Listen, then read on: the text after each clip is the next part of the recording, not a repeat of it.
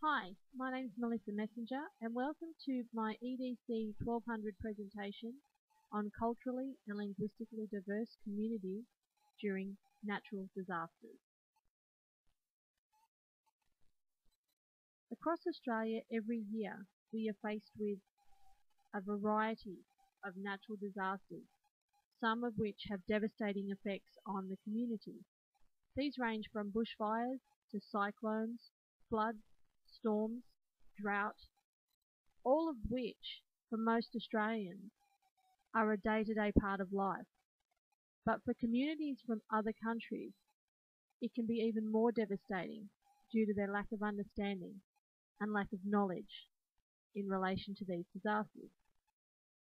For the purpose of this assignment, I wanted to focus on the Queensland flood of January 2011, which had a devastating effect on Queensland as a whole. 80% of Queensland was underwater, inundated with floods. For most people, their lives were turned upside down. For the called communities, it was sheer panic because they simply did not know what was happening and had no concept of what to do. When we identified called groups, we stereotype them as being those who speak very little English and come from war-torn countries, mainly as refugees. They're considered minority and do not understand enough about the risks to make informed decisions.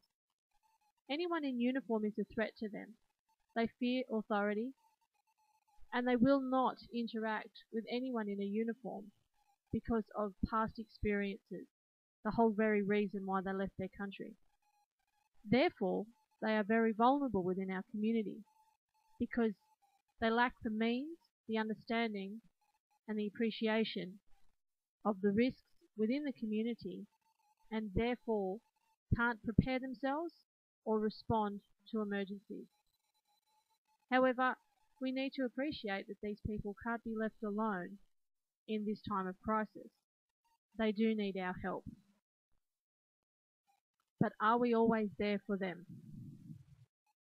This is something we need to discuss in the curriculum. When talking about fear-based versus hero-based beliefs, we consider those that help us and those in uniform are heroes. They put on their uniform every day, they risk their lives to help others.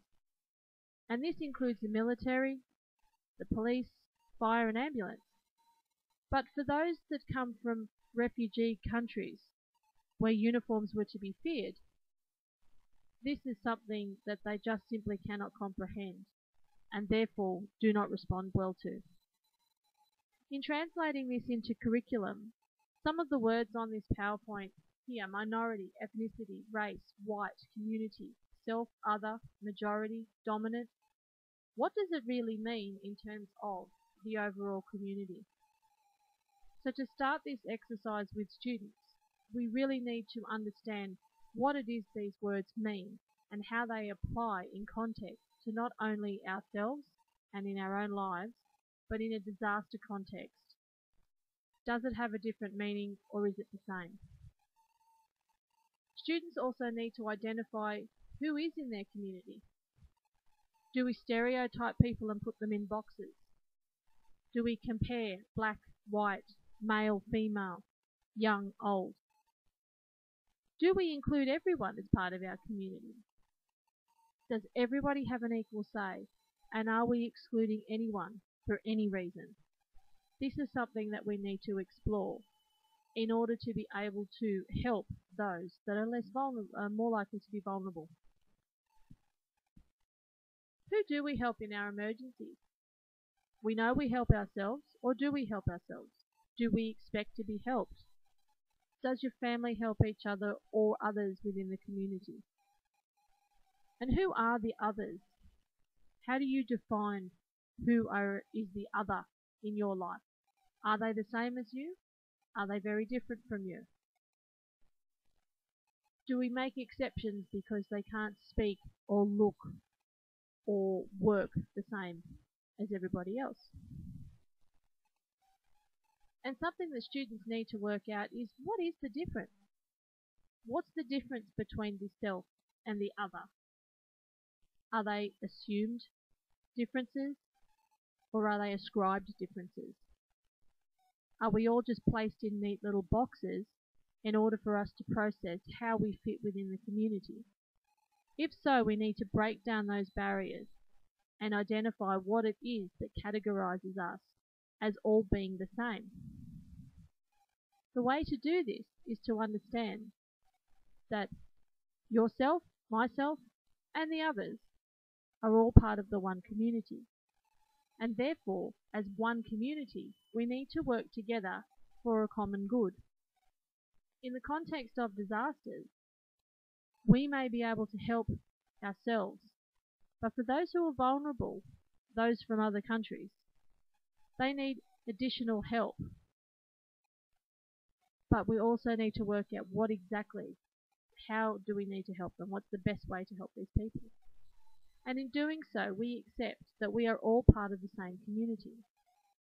For most of us, we share the same street, we catch the same bus to work, we shop in the same shopping centres, our kids go to the same schools. So those barriers are already there to be broken down.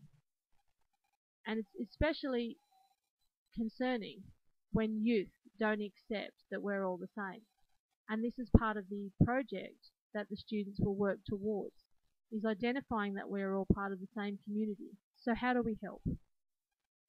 So the research project is a community profile to decide who is in your neighbourhood, who are the people in your neighbourhood, what do they do, what do they look like? And from that, the students will design a poster that will help people who cannot speak English learn about natural disasters and what to do in those natural disasters, and present this to a group of refugees who are willing to help us with this project.